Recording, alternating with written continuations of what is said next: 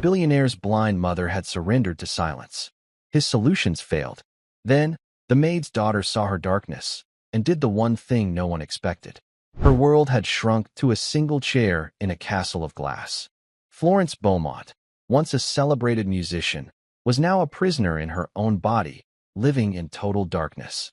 Her illness had extinguished the light, but it was despair that was winning her spirit. Her grand piano, like her mistress, sat silent and shrouded. Her billionaire son offered solutions in science, but she had already surrendered. She was a ghost in her own life. Then, one afternoon, a 10-year-old girl, the maid's daughter, stepped into the tomb and did the one thing no one else dared. The Beaumont mansion was a castle of glass, built on a cliff above the sea. But its queen, Florence Beaumont, lived in a world of total darkness. And the darkness was winning. The house perched on the cliffs of the Pacific coast, a monument of cold, modern design. Endless windows stared at the endless blue. Marble halls echoed with the sound of phantom footsteps. This was a house built to be seen, to be photographed, to be envied. It was not a house built to be a home. For Florence, it was a tomb. Once, these halls had rung with laughter. Once, her fingers had flown across the keys of the grand piano in the parlor, a celebrated musician whose touch was known across the world. Now, the piano sat in the corner, shrouded in a heavy dust cloth. It was as silent as its mistress. Her illness had come on slowly, then all at once. First, the colors faded. Then the shapes blurred. Then, the light itself was extinguished. But the blindness was only the beginning.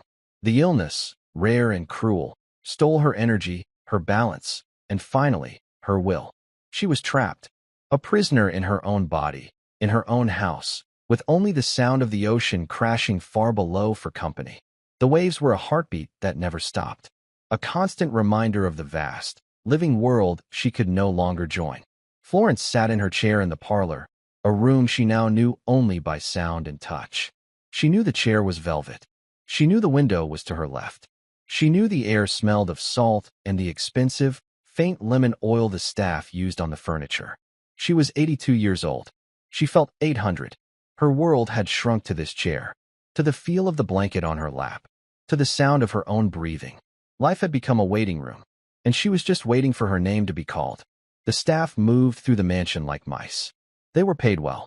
They were paid to be invisible. They spoke in whispers. They were careful not to disturb the heavy grief that hung in the air. They were, Florence knew, afraid of her. Afraid of her blindness. Afraid of her silence. Afraid of her despair. Her son, Nicholas Beaumont, was not afraid of her. But he was not afraid of anything. Nicholas ran his empire with ruthless efficiency. He was a man of steel and spreadsheets. He flew in twice a month on his private helicopter, landing on the pad near the cliff's edge. Florence heard the thud-thud-thud of the rotors. It was a Tuesday, 3 p.m. He was exactly on time. She heard his shoes. Hard, fast, expensive, clicking on the marble floor. He did not slow down as he approached. He never did. Mother. His voice was not cold. It was simply empty, a statement of fact. Nicholas. He kissed the air near her cheek. She could smell his cologne. Sharp, clean, and metallic. It smelled like money. How are you feeling? He asked. It was the same question he always asked. I am here, she replied. It was the same answer she always gave. He sighed. A short, impatient puff of air. I've spoken with the new specialists in Switzerland. They are working on a retinal implant. Experimental. But the data looks promising. I am having my team arrange a consultation. Florence turned her face toward the window she could not see. Nicholas, please. No more doctors. No more hope. It is not hope, Mother. It is science. It is a solution. He could not understand. He saw her blindness as a problem to be solved. A line on a balance sheet that was in the red. He thought he could fix her. He thought he could buy her sight back. He did not understand that the true sickness was not in her eyes. It was in her spirit. I am tired, she whispered. I just want to be left alone. That is the depression talking, he said, his voice crisp. Nurse Reyes informs me you are not finishing your meals. I am not hungry. You must eat to keep your strength up. For what? The question slipped out, sharper than she intended. For what, Nicholas? So I can sit in this chair for another year? So I can listen to the waves and remember what the sun looked like. Silence. She had done it again. She had made him uncomfortable. He was a man who solved problems. Her grief was not a problem he could solve. "I have a meeting," he said finally. "I will be back before dinner. Please, try to eat." His shoes clicked away. Fast. Hard. Leaving her alone again in the vast, echoing room. She let the tears come. They were silent. They were cold. They did not matter. She was a ghost in her own life. Later that afternoon, the house was quiet. The sun, she knew, must be setting. She could feel the temperature in the room begin to drop. Martha, the head maid, was working late. She was a good woman. Quiet. Diligent. Florence liked her because she never used that high, pitying voice that others did. Martha spoke to her normally. But today, Martha was not alone. Florence heard a faint sound from the hallway. A scuff. A small cough. "Sophie, I told you to stay in the kitchen," Martha whispered harshly from the hall. "I'm sorry, Mama. I finished my homework." The voice was small, but clear as a bell. A child. "Well, you sit there, and you do not move. And do not touch anything." "Yes, Mama." Florence listened. A 10-year-old girl. She tried to remember what 10 felt like. It felt like a different lifetime. A different world. She heard Martha's vacuum start up in the next room, a low, distant hum. The silence of the parlor returned. Then, a new sound. A tiny footstep on the marble threshold. Florence tensed. The staff knew the rules. Her son's rules. She was not to be disturbed. "Ma'am." The voice was the child's. "Sophie." Florence did not answer. Maybe the girl would go away. Another step. Closer. "Mrs. Beaumont, you should not be in here," Florence said. Her voice was rusty, like a hinge that had not been used. "I know. I'm sorry. My mama is finishing the carpets." The girl stopped, perhaps 10 feet away. Florence could feel her presence. A small, warm spot in the cold room. "I heard you," the girl said softly. "You heard what?" "Before, when your son was here. You sounded sad." Florence's hands gripped the arms of her chair. Such a simple, direct statement. No one else dared to speak of it. "We all get sad," Florence said, turning her head away. "Yes," the girl agreed. "My grandpa Walter used to say sadness is just a room you have to walk through. It's not a place to live." Florence was stunned by the words. My grandpa Walter. A war veteran, Martha had once mentioned. A man who had seen real hardship. "Your grandpa was a wise man," Florence said. "He said the dark is only scary if you forget what the light looks like," Sophie said. Florence felt a strange, sharp pang in her chest. She heard the girl move again. A small rustle. "I brought my book. I was reading it in the kitchen. I can read it out loud, if you want. So you're not alone in the quiet." Before Florence could say no, before she could send the child away and sink back into her familiar dark, the girl began to read. Her voice was not perfect.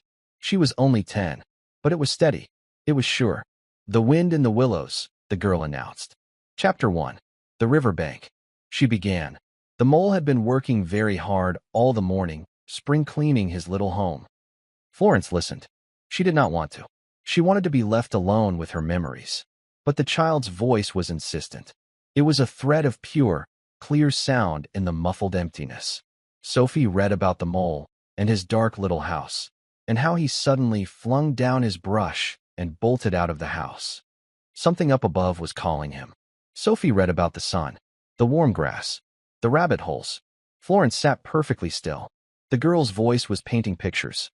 It was not like the audiobooks her son bought for her. Those were read by actors with perfect, booming voices. They felt false. This was real. This was a 10-year-old girl, with blonde hair, she guessed. Her name felt blonde, sitting on the floor of her marble tomb, reading a simple story. Sophie paused to turn a page. In the silence, Florence heard another sound. From the corner of the room, a single, soft, perfect note was played on the piano. A high G. It chimed in the air, hanging for a moment, bright and sudden. What was that? Florence asked, startled. "It's the piano," Sophie said, her voice full of wonder. "I just touched it. It's so dusty, but it still works." "You should not touch that," Florence said, but her voice had no anger. "It's beautiful," Sophie whispered. "My grandpa Walter taught me how to play. On his old one. In the church basement. This 10-year-old child. This maid's daughter. She read books about finding the light. She played the piano." Florence felt something she had not felt in years. It was not hope. Hope was too big. Too dangerous. It was curiosity. It was a small, fragile warmth. "Please," Florence whispered, the word surprising her. Keep reading.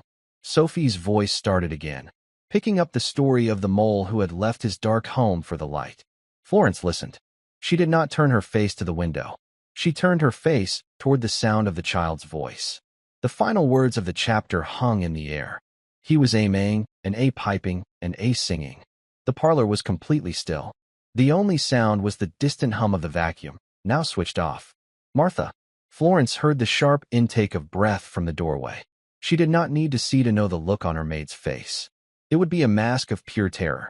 Sophie. Martha's voice was a choked whisper, vibrating with panic. What are you doing? Oh, goodness. Mrs. Beaumont, I am so sorry. I told her. She knows the rules.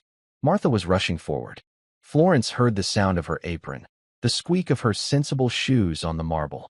She was coming to snatch the child away, to restore the cold, proper order of the house. Mama, I was just reading. Sophie began. Get up. Now. Out. Go to the kitchen. Do not move. It's all right, Martha. Florence's voice cut through the panic. It was quiet, but it was firm. Martha stopped. Ma'am, the child was not bothering me. But, Mr. Nicholas, the rules. She touched the piano. Martha was stammering. This, Florence knew, was a woman terrified of losing her job. A job that paid for her daughter's food and clothes. I asked her to read. Florence lied. A small white lie. And I did not mind her touching the piano. She turned her head toward the sound of the girl's breathing. Sophie. Yes, ma'am. Will you be here tomorrow? With your mother?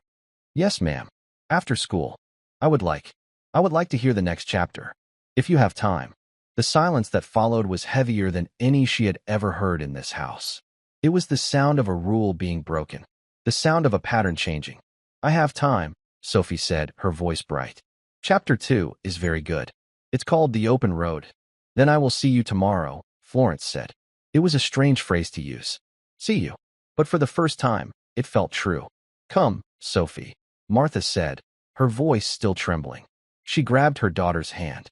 And not another word. Florence listened to their footsteps retreat. The small, quick ones of the child. The heavier, worried steps of the mother. She sat alone. The room was empty again. The cold returned. But something was different. She was no longer just waiting. She was waiting for tomorrow.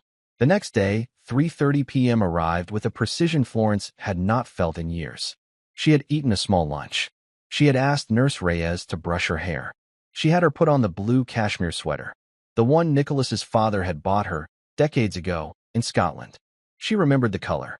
It was the color of a mountain lake. She sat in her chair, waiting. She heard the clock in the hall chime the half hour. She heard quiet steps. Martha and Sophie. Mrs. Beaumont, Martha said, her voice nervous. Leave her with me, Martha, Florence said. You may return for her when you are finished. Ma'am, I don't know if. It is fine. She will be safe with me. Florence smiled, a small, stiff movement of her lips. Or perhaps I will be safe with her. She heard Martha hesitate, then retreat. She's scared, Sophie said. Yes. She is afraid of my son. Is he a scary man? Florence thought about Nicholas. His crisp suits. His sharp voice. His impatience.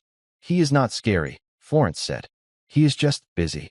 He does not like things he cannot organize. Oh, Sophie said. Grandpa Walter used to say you can't organize a human heart. That's why war is so messy. Florence marveled again at the girl. She pulled her worn book from her bag. The sound of the zipper was loud in the quiet room. Chapter 2. Sophie said, settling on the carpet. The Open Road.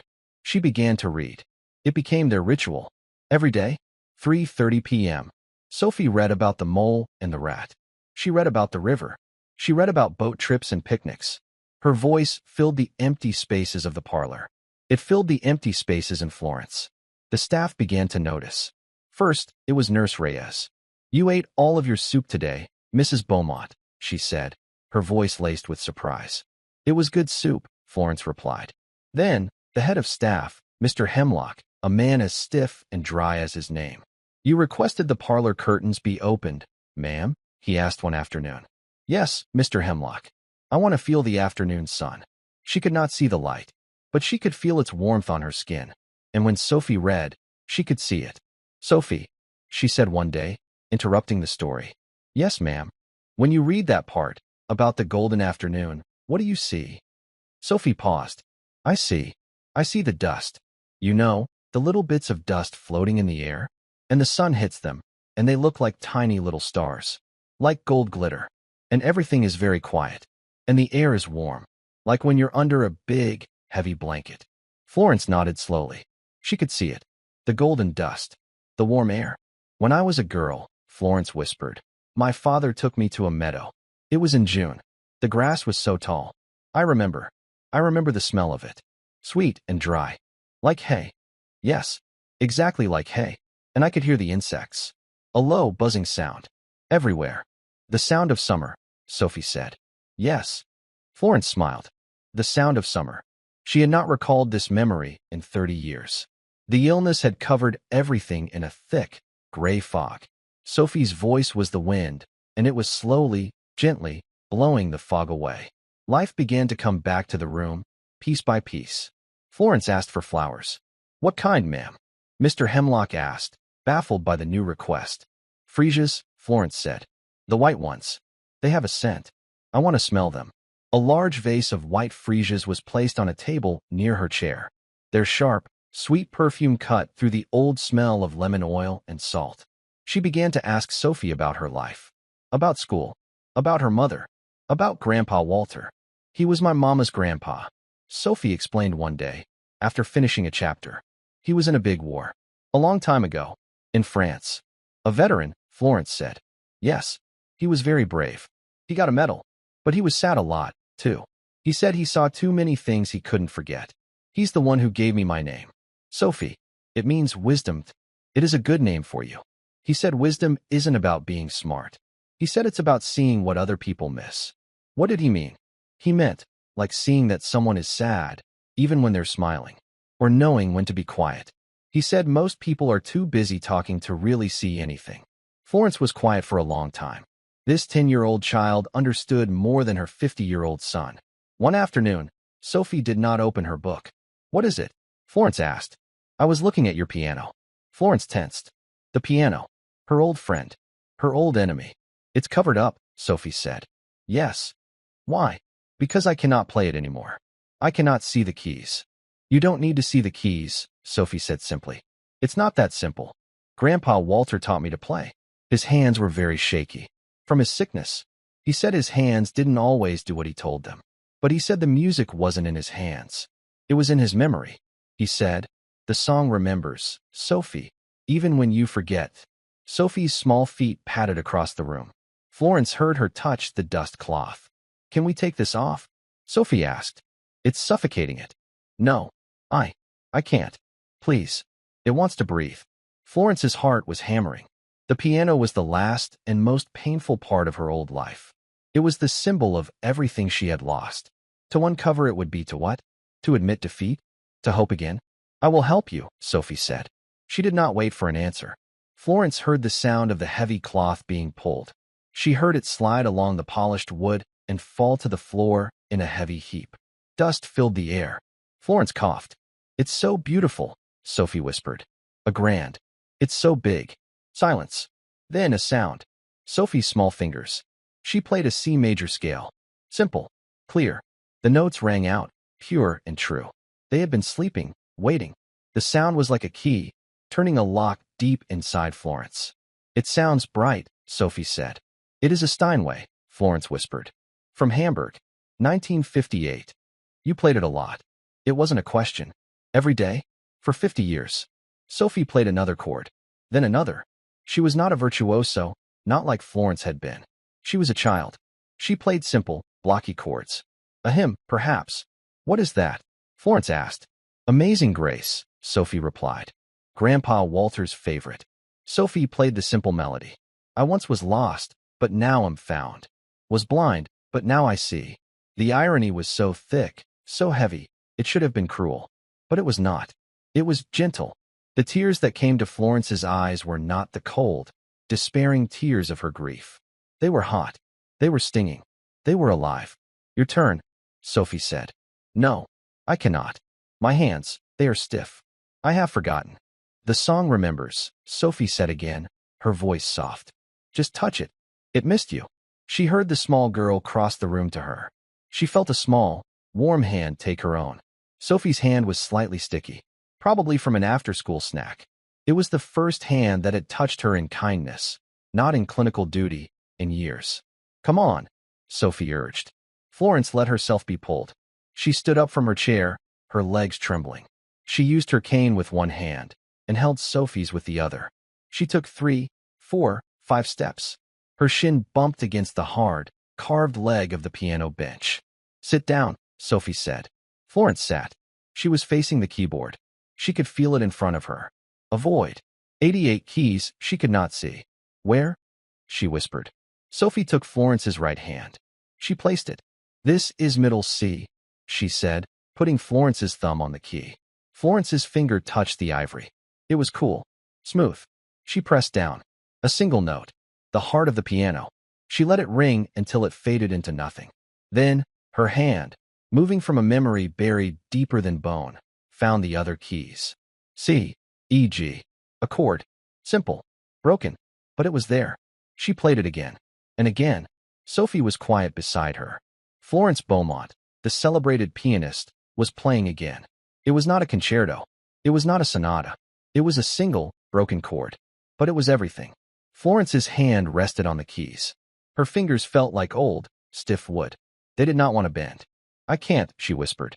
The frustration was immediate. The memory of her skill was a curse. It was like remembering how to fly when your wings were broken. You already did, Sophie said. You played a chord. One chord. By accident. Grandpa Walter said there are no accidents. He said that's just the world telling you to pay attention. Florence took a shaky breath. The smell of the old wood, the faint metallic tang of the strings, the perfume of the freesias in the room. It was all mixing together. She placed her left hand on the keys. She fumbled, her pinky striking 2 notes at once. A ugly, flat sound. She flinched, pulling her hands back to her lap. It's no use. It's gone. I'm just a blind old woman playing at a life I used to have. Sophie was quiet. Florence felt the small girl shift on the bench beside her. Do you know Twinkle, Twinkle, Little Star? Sophie asked. Florence was so taken aback, she almost laughed. What? Twinkle, Twinkle. I know that one. I can play it. My dear, Florence said. I used to play Rachmaninoff. I used to play Chopin's Etudes. I don't know them, Sophie said simply. But I know this one. It's a good song. Grandpa Walter said simple songs are sometimes the strongest, because more people can sing them. Sophie placed her small fingers on the keys. She plunked out the melody. It was slow. It was hesitant. She was a beginner. But the piano didn't care. It was a Steinway. It made every note, even a child's, sound like a diamond. You try, Sophie said. Florence sighed. But she put her hand back. She found the C. Her thumb felt for it, found the familiar shape of the black keys, and settled just below. She played the note. C. Then again. C. Then her ring finger, stretching. G again. G.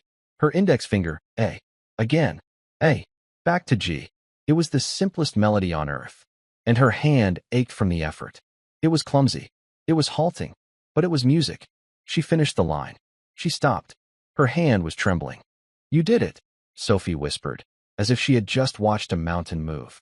Florence's eyes, blind and useless, were brimming with hot tears. She had not played a melody in 5 years. It remembers, she whispered, echoing the girl's words. See, Sophie said, satisfied.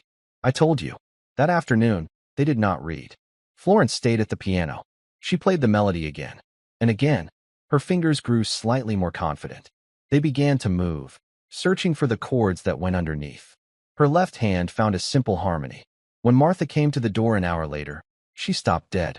She was not just seeing her employer out of her chair. She was not just seeing the piano uncovered. She was hearing music. It was soft. It was simple. But it was music. And it was coming from the mistress of the house. Florence, lost in the sound, did not hear her. Mrs. Beaumont, Martha said, her voice trembling. Florence startled, her hands dropping. Oh, Martha, it is that time already. Yes, ma'am. Martha stepped into the room. She was looking from the piano, to her daughter, to the old woman. She saw the tear tracks on Florence's powdered cheek. Ma'am, are you all right? Florence turned her face toward the sound of Martha's voice. And for the first time in years, she smiled. It was not the stiff grimace of politeness. It was a real, watery, broken smile. "I am more than all right, Martha," she said. Her voice was stronger than it had been all year. "Your daughter is a miracle." Martha looked at Sophie, who was swinging her legs on the piano bench. "Her child. A miracle." "Thank you, Sophie," Florence said. "Tomorrow, we will try the next song." The house changed. It was not a sudden change, but a slow, steady tide. The staff heard it first. The whispers in the hall were no longer just about Mr. Nicholas's moods. They were about Mrs. Beaumont. "Did you hear her?" one of the younger maids asked. She was laughing. A real laugh. "And she asked for the lemon cake from the kitchen," Mr. Hemlock told the chef. "She has not asked for a sweet in 2 years." The 3:30 ritual was now sacred. It began with the reading. Sophie had finished The Wind in the Willows and, after much discussion, they had chosen The Secret Garden. "It's about a garden that's locked up," Sophie explained. "And a boy who can't walk.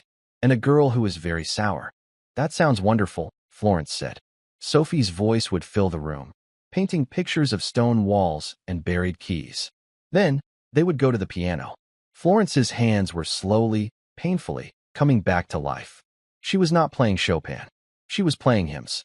She was playing old folk songs. She was playing the simple pieces she had been taught as a child, long before she was a star. Her memory, it turned out, was perfect. Her fingers were the problem. "They are so stiff," she would complain. "You have to stretch them," Sophie said, with the authority of a 10-year-old. "Like this." She would show Florence her own simple finger stretches. "It is arthritis, my dear. It does not simply go away." "That's okay," Sophie said. "You just have to be nice to it." Grandpa Walter's hands were shaky. He said he didn't fight them. He just invited them to the party. Sometimes they showed up. Sometimes they didn't. Florence began to see the world through Sophie. She was reclaiming her own senses by borrowing the girls. "What do you see outside today, Sophie?" she would ask. Sophie would press her nose to the giant window. "It's gray, but a nice gray. The clouds are very low. They look like a big, soft blanket. And the ocean is angry. It's all white foam. It's very loud." Florence would nod. A good day to be inside. With a story. She was alive again. The blindness was still there. The illness still made her weak. But the despair, the heavy, suffocating fog, it was lifting. She was the garden, locked behind a stone wall. And this child, with her simple stories and her grandfather's wisdom, had found the key. And then, it was Tuesday, 3 p.m. Florence was sitting in her velvet chair. She was not waiting for the helicopter. She was anticipating it. She heard the thud, thud, thud of the rotors. The sound was a hammer, beating against the new, fragile piece of the house. She heard his shoes. Hard. Fast. Clicking on the marble. "Mother." "Nicholas." He came in. He stopped. Florence could feel him stop. The air in the room changed. It went from calm to electric. "What?" he said, his voice flat and dangerous, "is going on here?" "Good afternoon, Nicholas. It is good of you to visit. The curtains are open. The sun it's blinding." He strode across the room. Florence heard the harsh sound of the electronic curtains being closed. The warmth on her face vanished. "I like the sun," she said quietly. "It is too bright." And he stopped again. "The piano. Why is that dust cloth on the floor?" "I have been practicing," Florence said. Nicholas was silent. She could feel his eyes on her. She knew that look. It was the same look he gave a business rival who had presented a foolish idea. "Practicing." He said the word as if it tasted foul. "Mother, you cannot see. You have not played in 5 years. Your hands are stiff," Florence finished for him. "Yes, but they're getting better.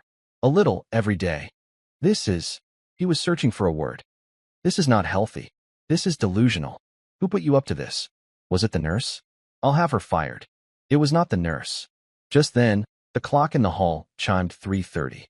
Right on cue, Florence heard small, light footsteps. Sophie appeared in the doorway. She was holding her new book, The Secret Garden. She stopped when she saw Nicholas. He was a tall, severe man in a dark suit. He looked like a shadow that had taken human form. But Sophie was not Martha. She was not paid to be afraid. She smiled politely. "Hello. You must be Mr. Beaumont."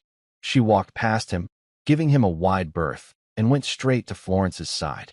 "I'm here, Mrs. Beaumont," she said, her voice clear. "I'm sorry I'm a minute late. Mrs. Gable kept us after for math."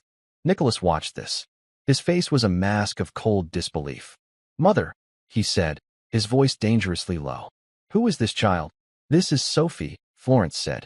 She reached out her hand, and Sophie took it. She is Martha's daughter. She is my friend. Martha's daughter, Nicholas repeated. He looked at Sophie as if she were a strange insect. The maid's child. He turned back to Florence. You are letting a maid's child play games with you? This is what this is. This is why the piano is uncovered? You are playing tea party with the staff's children. The contempt in his voice was a physical blow. Nicholas, you do not understand, Florence said, her voice pleading. This child, she has what? What has she done? Filled your head with nonsense? Given you false hope? Look at you. You are blind. You are ill. You cannot play the piano. This is a circus. It is undignified. She reads to me, Florence said, her hand tightening on Sophie's. We have audiobooks for that. I pay for the best subscriptions. It is not the same. Florence cried out, her voice cracking. Don't you understand? It is not the same. Her voice, it helps me see. That is the most absurd thing I have ever heard. Nicholas said, pinching the bridge of his nose. It stops. Today. No. Nicholas froze. His mother had not used that tone with him in a decade. What did you say? I said no. Sophie will continue to come. I will continue to listen. And I will continue to play my piano. Nicholas's face hardened. He was no longer a son. He was a CEO. This was an insubordination. The girl is a distraction, he said, his voice like ice. You are clinging to fantasies. It is unhealthy. It is delaying you from focusing on real solutions. Like the Swiss clinic. He turned to Sophie. He was a terrifying, towering man. Sophie, to her credit, did not flinch. She just stared back at him. Her eyes, Florence knew, must be very clear. You, he said to her, pointing a finger. Your mother's employment here is conditional. This visiting is over. You will go to the kitchen, and you will not come back to this room. Do you understand me? Sophie looked at him. She looked at his expensive suit, his gold watch, his angry, pinched face. Then she turned to Florence. She saw the old woman's face, pale, terrified, her hand trembling. Sophie made a choice. No, sir, she said, her voice small, but perfectly steady. I do not understand. You are being very rude to your mother. Nicholas was so shocked, he was speechless. Mrs. Beaumont, Sophie said, ignoring the man. Should I start with chapter 4? Florence looked from the sound of her son's furious breathing to the feel of the child's small, brave hand. Yes, Sophie, she whispered. Please, read. This is unacceptable. Nicholas roared. I will not be. Sophie's voice, clear and strong, cut through his. The sun was shining, she began, inside the 4 high walls of the secret garden. Nicholas Beaumont did not move for a full 10 seconds. He stared at the 10-year-old child who had just begun to read. He stared at his mother, who was listening to her. The fury that came over him was cold. It was the absolute, precise rage of a man whose world order had been violated. He did not yell again. Yelling was a loss of control. He retook control. Stop, he said. The word was not loud. It was a stiletto. Sophie's voice faltered and stopped. Nicholas did not look at his mother. He did not look at the child. He walked to the wall-mounted intercom, his steps perfectly measured. He pressed the button. Mr. Hemlock. The butler's voice was immediate, tinny from the speaker. Yes, Mr. Beaumont. Bring Martha to the parlor. Now. Sir, she is in the middle of. Now. He released the button. The connection cut with a sharp click. Florence's hand flew to her own throat. She was trembling. Nicholas, whatever you are planning, do not. This is between you and me. The child. Martha, they have done nothing. They have done this. Nicholas said, gesturing to the open curtains, the uncovered piano, the open book. They have indulged this fantasy. It is an infection. I am removing it. You are a cruel man, Florence whispered. I am a realist, mother. I am trying to save your life while you are content to be entertained in a sandbox. Heavy, rushing footsteps approached. Martha. She must have run from the kitchens. She appeared in the doorway, her face flushed, her hands twisting in her apron. She saw her daughter. She saw Mrs. Beaumont's pale, frightened face. And she saw Mr. Beaumont. His back was to her, rigid as a steel bar. Mr. Beaumont, sir? Martha's voice was breathless. Nicholas turned. His face was devoid of all emotion. Martha, your services are no longer required. The words just hung in the air. Martha's face went white. Sir, you have been permitted to bring your child onto this property. A clear violation of staff protocol. She has been allowed to disturb my mother. She has, I discover, been here daily. You have been negligent. Your employment is terminated. No, Florence cried out, struggling to rise from her chair. Nicholas, I invited her. I asked her. It doesn't matter, Nicholas said, waving a hand. I am the head of this household. Mr. Hemlock will have your severance pay ready. You and your daughter will be off this property in 1 hour. Martha's eyes filled with tears. She was not just losing a job. She was losing her home. The staff quarters were her apartment. Mr. Beaumont, please. I need this job. I have nowhere. Sophie, what did you do? She whimpered, turning to her daughter. I just read to her, Mama. Sophie cried, running to her mother. He's just mean. He's a mean old man. Be quiet, Sophie. Martha hissed, grabbing her arm. Sir, please, she's just a child. She doesn't understand. I'll make sure she never comes in here again. Please. 1 hour, Nicholas said. He turned and looked at Florence. She had sunk back into her chair, defeated. Her face was a mask of gray despair. The specialist from Switzerland will be here on Thursday to prepare you for the trip, he said, as if nothing had happened. I have handled the distraction. He walked out of the parlor. His shoes clicked. Hard. Fast. Gone. The house went back to the grave. The silence that fell was heavier, colder, and more final than before. Mr. Hemlock, his face tight with grim duty, entered the parlor an hour later. Florence had not moved. She had heard the car. A taxi. She had heard it drive away down the long, gravel path. Sophie was gone. Mr. Beaumont's orders, ma'am, Hemlock said. Florence did not reply. She heard him cross the room. She heard the sound of the curtains being closed. The sound of the motors was the sound of a coffin being sealed. The warmth of the sun was gone. She heard him walk to the piano. He bent down. He lifted the heavy dust cloth. Florence heard the sound of the canvas as he pulled it back over the piano. It was a whoosh, followed by a soft, heavy thump. The piano was suffocated again. It was silent. Will there be anything else, ma'am? No, Mr. Hemlock, she whispered. There will be nothing else. He left. The freesias were removed. The vase was gone. The smell of perfume was gone. The room once again smelled only of lemon oil and the cold, damp salt of the sea. Florence Beaumont was alone. She had been given a light, a small, warm candle, and her son had snuffed it out. The despair that returned was not the slow, creeping fog of before. It was a flood. It was a black, icy ocean, and it pulled her under in an instant. The sickness, which had been held at bay by stories and music, returned with a vengeance. It fed on her grief. She stopped eating. You must, Mrs. Beaumont, Nurse Reyes pleaded. Just a little soup. Florence turned her face away. She stopped speaking. Your son is on the phone, ma'am. He wants to discuss the travel plans. Florence did not move. She sat in her chair, in the dark, silent room. She was a statue of a woman, a memorial to a life that was already over. A week passed. Nicholas called the house every day. Nurse Reyes's reports grew more and more frantic. Sir, her blood pressure is dangerously low. She is unresponsive. She hasn't eaten in 3 days. She refuses to get out of the chair. This is the illness, Nicholas insisted, his voice tight with frustration. It's progressing.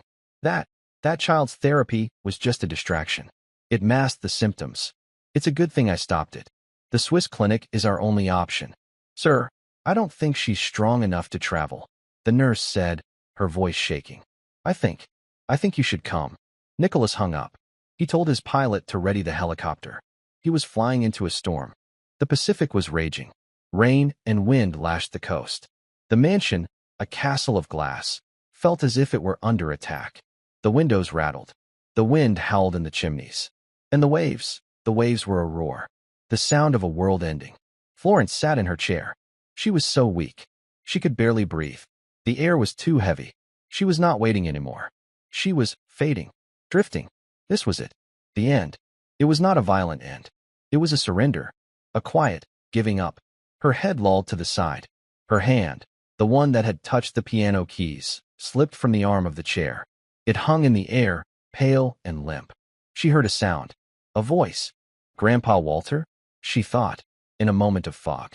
No, not her grandfather. The song remembers Sophie. Sophie. Her name was a single, pain breath. Sophie. And then nothing. The parlor door burst open. It was Nurse Reyes. She had come to check the vitals. She saw the old woman, slumped and gray. She saw the hand, hanging. She ran. She fumbled for the wrist. For a pulse. It was there. But it was a thread. A spider's silk. Code, she screamed into the hall. Code blue. Get the doctor. Now. When Nicholas arrived, the house was chaos. A local doctor, a man on retainer, was working on Florence in her own bed. The parlor had been abandoned. Her room was now a hospital, and 4 was in her arm. An oxygen mask was on her face. A heart monitor beeped, slow and unsteady. What happened? Nicholas demanded. The doctor, a gray-haired man named Miller, turned to him. His face was grim. Her heart is failing, Mr. Beaumont. It's not a medical event in the traditional sense. She's given up. What does that mean? Give her something. Increase the dosage. Of what? Dr. Miller said, exasperated. There is no medicine for a broken will. Her body is shutting down. She's 82. She's fragile. And she has stopped fighting. So what do we do? The doctor sighed, adjusting the oxygen tube. We make her comfortable. I've administered a stimulant. It may give her a few more hours. But, Mr. Beaumont, you need to prepare yourself. She may not survive the night.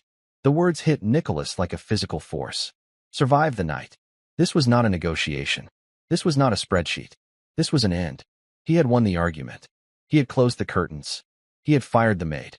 And he had killed his mother. The thought was so sharp, so horrifying, he recoiled. No, he said. The Swiss clinic, the specialists. She won't make it to the airfield, the doctor said flatly. I am sorry. I will be in the hall. You should sit with her. The doctor left. Nurse Reyes followed, wringing her hands. Nicholas was alone. He stood by the bed. His mother looked so small. She was a bird. A fallen sparrow. He looked at her face. Pale. Waxy. Her eyes were closed. Her chest barely moved.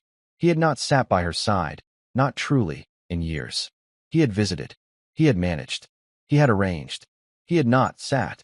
He pulled a chair. It scraped loudly on the hardwood floor. He sat. The guilt and the fear were warring inside him. The guilt was suffocating. The fear was a cold, hard knot. This was his fault. This was his fault. He had taken her one, small light. And he had put it out. Because it wasn't his light. It wasn't his solution. Mother, he whispered. His voice was hoarse.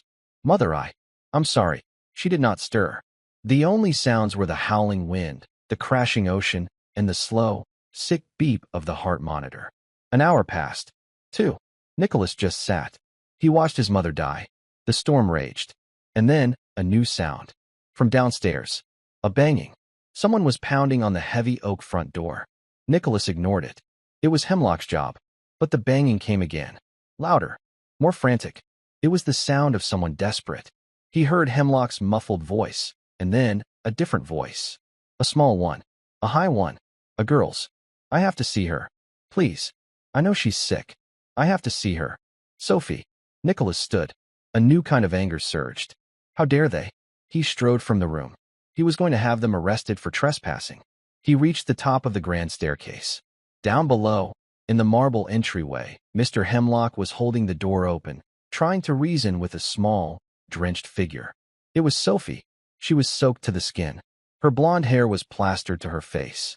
She was not wearing a proper coat. Her mother, Martha, stood behind her, crying, holding a broken umbrella. You cannot be here, Hemlock was saying. This is a private. Mrs. Beaumont is very ill. That's why I'm here.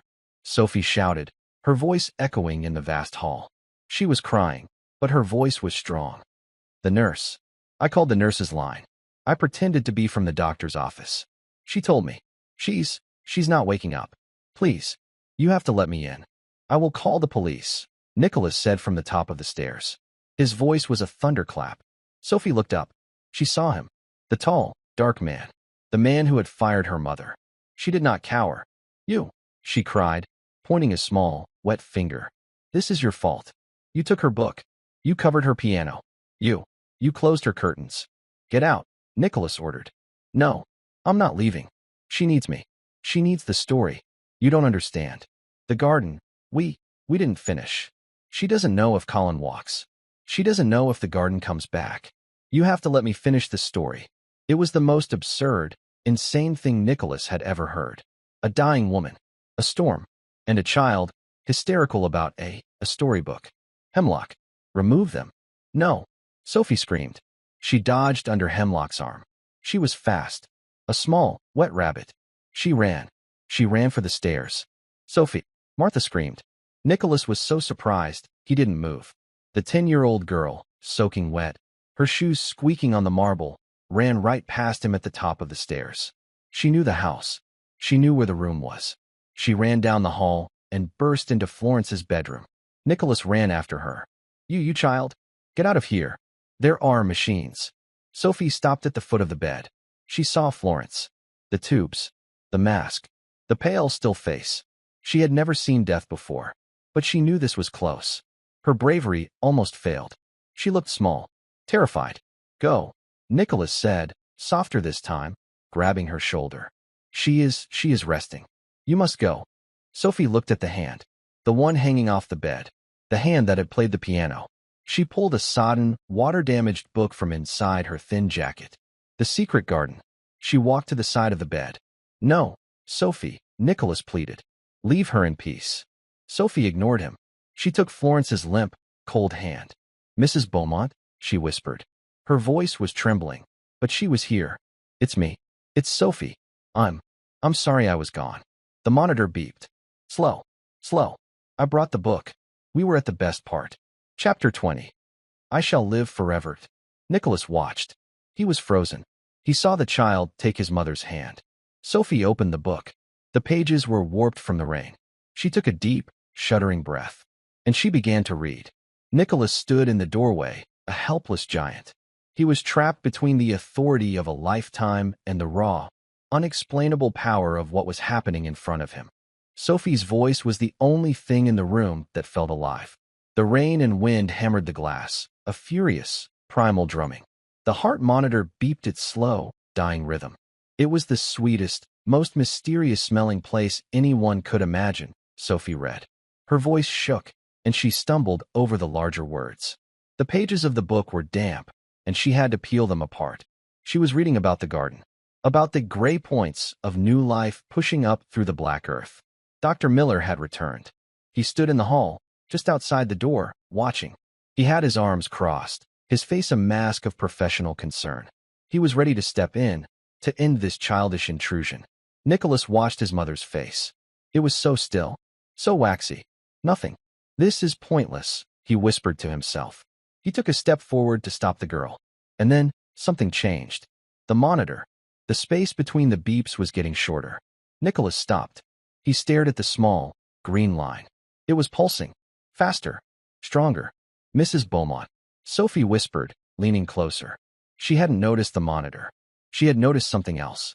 Florence's fingers, the cold, limp ones in her hand, had twitched. She squeezed my hand, Sophie said, her voice rising with a sudden, wild hope.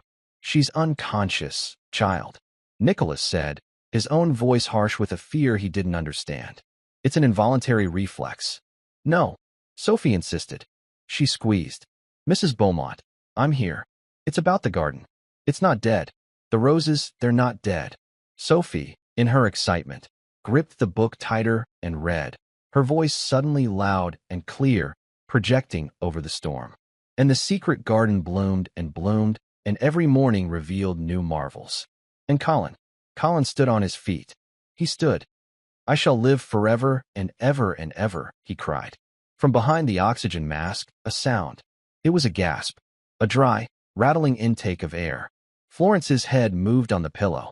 Her blind eyes, which had been closed, fluttered. She was fighting. She was trying to speak. Her hand, the one Sophie held, gripped back. It was not a reflex. It was a conscious, desperate grip. Don't stop, Florence whispered. The voice was a papery rustle, barely audible. But it was her. Nicholas's blood went cold. He felt the floor drop out from under him. Sophie was crying, tears of joy streaming down her face, mixing with the rainwater. She's here. She's here. I told you. Florence's lips moved again, her breath fogging the plastic mask. The light? It's coming back. Nicholas watched, his world breaking apart and reforming in a single, agonizing moment. He had offered her the finest science in the world. He had offered her clinics, specialists, and experimental surgeries. He had tried to fix her as if she were a broken asset. This 10-year-old child, with a wet book and a story about a garden, she had reached her. He finally understood. He had been trying to buy her sight. Sophie had given her a reason to see. It wasn't about the eyes. It was about the heart. It wasn't just words. It was love, made audible. Dr. Miller stepped into the room. He was staring at the heart monitor, his jaw slack. The rhythm was steady. Weak, but steady. He looked at Florence. Her vital signs were stabilizing. He looked at the girl. He had no medical chart for this. There was no pill, no procedure, that could do what this child had just done. He looked at Nicholas. He gave a single, baffled shake of his head. And then, he did something no doctor would normally do. He backed quietly out of the room. He motioned to the nurse. He let the treatment continue. Sophie did not leave. She sat on that chair for hours. Martha was brought in, wrapped in a warm blanket, and sat in a corner, weeping silently. Sophie read. She finished The Secret Garden. She read until her voice was hoarse. Nicholas stood by the window. The storm outside was breaking. The howling wind was quieting to a whisper. The rain was stopping. He just listened. He listened to the story of a locked-up place, and a broken boy, and the stubborn girl who believed in it. He listened to the words.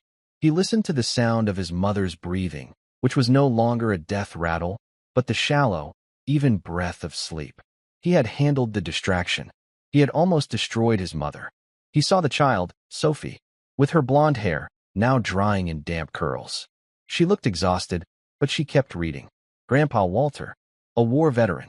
He had taught her this. This resilience. This strange, unchildlike wisdom. She sees what other people miss. He had missed everything. As dawn broke, a pale, watery gray light filled the room. Sophie had finally fallen asleep. Her head was pillowed on the edge of her mother's lap, the book still open on the floor. Florence was breathing. The oxygen mask was still on, but she was breathing. Nicholas had not moved all night. He was a statue of guilt. He heard a small sound, a stirring. He looked at the bed. Florence's head was turned toward him. Her eyes were open. They were milky, unseeing, but they were aware. He walked to the bed. Mother. She raised a weak hand, fumbling for the mask. Take off. His hands, which could sign billion-dollar deals without a tremor, were shaking. He gently lifted the plastic from her face. She took a deep, rattling breath of the room's air. It was quiet. The monitor just beeped its steady, quiet rhythm. Sophie and Martha were asleep. Nicholas thought she would speak to him, that she would rage at him, that she would forgive him. He was ready for either, but she did not.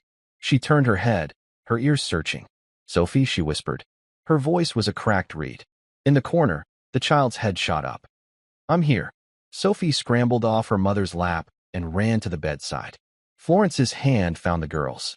You came back, Florence whispered. I had to, Sophie said, her eyes wide. The garden. I had to tell you. Florence smiled. It was the first true smile Nicholas had seen on her face in a decade. It was weak, but it was radiant. It lit up her ruined face. You did it, Sophie. She turned her face toward Nicholas, though she could not see him. Did you hear, Nicholas? She did it. I heard, Mother. Florence turned back to Sophie. Her voice was frail, but it held a new, unshakable strength. You helped me see again, she whispered, squeezing the child's hand. Not with my eyes. With my heart. Nicholas Beaumont finally broke. He did not make a sound, but he turned his back to the bed, faced the window, and a single, hot tear, the first in 30 years, cut a path down his cheek. He had been so wrong. So profoundly, arrogantly, and dangerously wrong. He let the moment hold. The old woman. The child. The dawn. Then, he composed himself. He wiped his face.